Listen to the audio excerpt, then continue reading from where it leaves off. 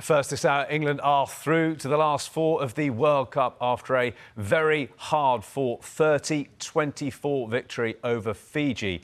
England will go on to play the winner of tonight's quarter-final of the weekend between France and South Africa next weekend in the semi-finals. England were 21-10 up at the break, but Fiji fought back, levelled the match at 24-all with just 10 minutes to go after Vilimoni Butitu's converted try. But Owen Farrell's drop goal put England back in front, and the England captain added a penalty as fifth of the game to see his side home and in to the semi-finals. Well, James Cole is live in Marseille for us. James, it was a really hard-fought victory for England, but they found a way to get over the line.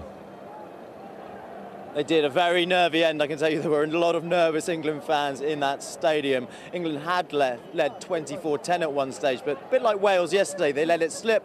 A few errors, a few penalties. Fiji came back. The difference with England today to Wales yesterday was Wales didn't hold their nerve. They lost some key experienced players. England did, and the experience of Owen Farrell with that late penalty and the drop goal, shades of Johnny Wilkinson in 2003, got them over the line. It was a good performance from England. It wasn't a convincing performance, and questions will still be asked over how far England can go in this tournament, particularly as now they've got to face the really good sides on the other side of the draw, either France or South Africa, depending on how that game goes later. But it was a hard-fought performance. Their back row was outstanding. A key moment, Ben Earl, towards the end of the game, made a 50-metre break, England's number 8. That turned the tide back in England's favour. The breakdown was outstanding, a really good defensive effort. And yeah, they found a way. You don't have to be the best team at World Cups. We've seen that in 2007. England lost 36-0 to South Africa in the opener. They found a way to get to the final. 2011, France were terrible. They got to the final. And in 2019, South Africa weren't great, but they went on and won it. So you don't have to be great yet, but England will need to be a lot better next weekend in Paris. James, what about those points from Owen Farrell during the match, and crucially at the end, at the business end of the match? There were some question marks over whether he should start ahead of George Ford. Did Farrell really justify his selection tonight?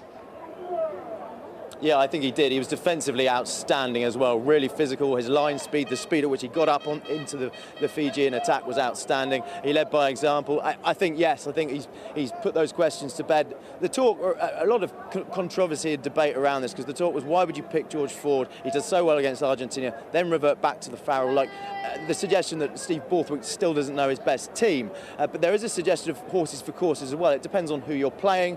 Do you want that physicality that Farrell brings at 10? I think, personally, my opinion, England looked better with Farrell at 10 and Tuolangi at 12 and Marchant at 13. That midfield has better balance, but I'm sure Steve Borthwick will still say, well, actually, it will depend on the opponents, depend on whether we're playing South Africa or France. Just remember, 4 years ago, England faced South Africa in the World Cup final in 2019, and Eddie Jones said he regretted sticking with George Ford at 10. He wished he'd changed, reverted back to Farrell at 10 because of the physicality that South Africa brought. But yeah, Owen Farrell answered all his critics, all those questioning him and questioning his place in the side and whether he should be captain. He answered those questions emphatically this evening.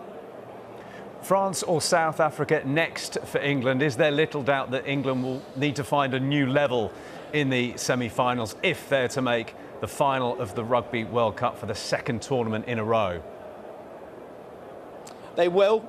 They will need to find a bit more. I think in the final 20 minutes of that game, England started to tire. I think against South Africa and France, that will be exposed. I think they'll need to be a little bit more clinical in attack, and they'll need to find another level. But every time we've questioned this England team at this World Cup, they have gone up a gear. They've just done enough, haven't they? They haven't convinced us, but they've been good enough. So South Africa, France, yeah, who would England rather face? I'm not sure. I would say France, but they're the hosts. They will play a very fast, open game of running. I think South Africa's physicality would be too much for England.